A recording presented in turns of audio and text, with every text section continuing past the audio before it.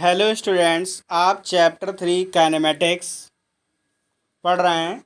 उसमें प्रक्षेप गति प्रोजेक्टाइल मोशन क्या होता है? कोई पिंड आकाश में निश्चित वेग से फेंके जाने के पश्चात, अगर किसी भी पिंड को आप क्या करें, एक निश्चित वेग से आकाश यानी कि ऊपर फेंकें, यह पृथ्वी के गुरुत्वीय क्षेत्र में स्वतंत्रता पूर्वक गति करता है, तब उसे प्रक्षेप गति कहते हैं। या हम दूसरे शब्दों में कह सकते हैं, ऊर्ध्वाधर जो होता है बिल्कुल सीधा ऊपर की ना फेंककर ऊर्ध्वाधर से किसी भिन्न दिशा में जब फेंकते हैं, किसी भी भिन्न दिशा में फेंका जाता है, तो वह कण जो गति करता है उस गति को प्रक्षेप गति कहते हैं, या उस पिंड की गति प्रक्षेप गति कहलाती है।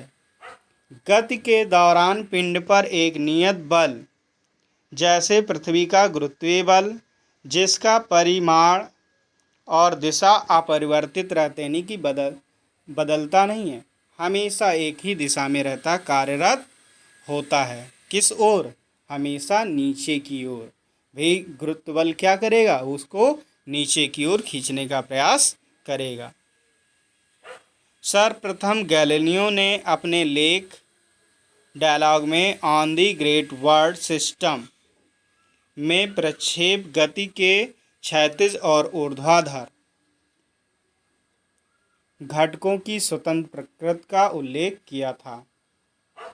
अब देखिए प्रक्षेप गति की परिकल्पनाएं, एजप्शन ऑफ प्रोजेक्टाइल मोशन क्या है?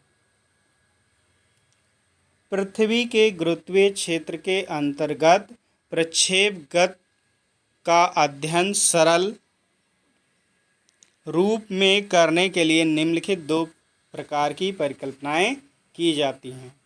कौन सा? पहला, गति की परास में गुरुत्वीय त्वरण g का मान नियत तथा दिशा सदैव ऊर्ध्वाधर नीचे की ओर रहता है।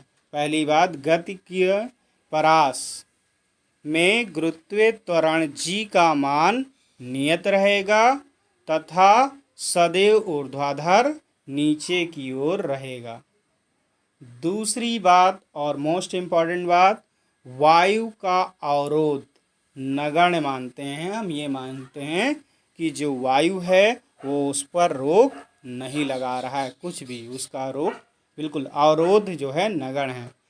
इन परिकल्पनाओं के अंतर्गत ही प्रक्षेप का पथ प्रवलयाकार होता है। ये नेक्स्ट डे इसका हम डेरिवेशन पढ़ेंगे, कैसे आएगा प्रक्षेप का पथ का परवलयाकार।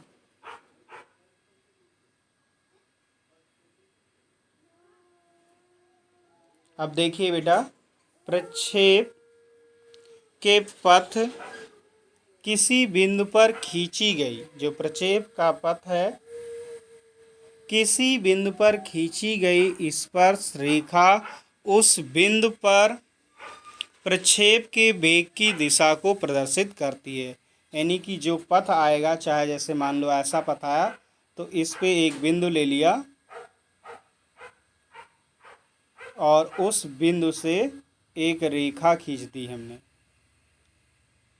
कोई भी बिंदु ले लेते हैं, रेखा खींच दें, ये बिंदु लिया, ये रेखा, तो वो वेग की दिशा को प्रदर्शित करेगा, प्रक्षेप के वेग की दिशा को प्रदर्शित करेगा, यह करती है। प्रक्षेप गति में यह तथ्य भी महत्वपूर्ण है कि प्रक्षेप की क्षैतिज गति तथा ऊर्ध्वाधर, भाई दो दिशाओं में वो गति करती है। कल आप समझेंगे, एक तो एक्स अक्ष के अनुदिश, दूसरा वाई अक्ष के अनुदिश। अगर हम कोई वस्तु अगर हम फेंकें तो उसका पथ जो होता है लगभग ऐसा होता है, यानी कि वो एक्स और वाई अक्ष दोनों के अनुदिश गति करती है। तो यहाँ पर महत्वपूर्ण तथ्य क्या है कि प्रक्षेप गति क्षैतिज, एक तो गति कैसी होगी क्षैतिज गति, दूसरी ऊर्ध्वाधर गति।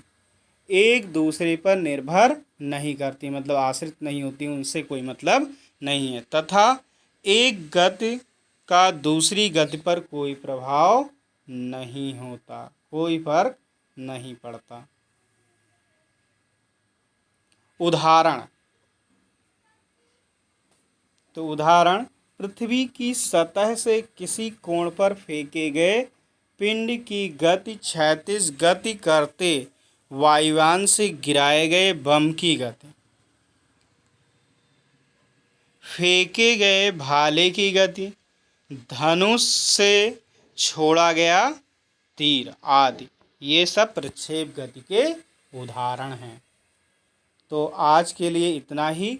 नेक्स्ट क्लास में आप जो है प्रक्षेप का पथ पढ़ेंगे, ट्रैजेक्टरी ऑफ प्रोजेक्टाइल, यानी कि आप किसी वस्तु को प्रक्षेपित करते हैं, यानी कि ऊपर फेंकते हैं, तो उसकी गति किस प्रकार होगी, उसका पथ कैसा होगा, ये हम नेक्स्ट क्लास में डिस्कस करेंगे।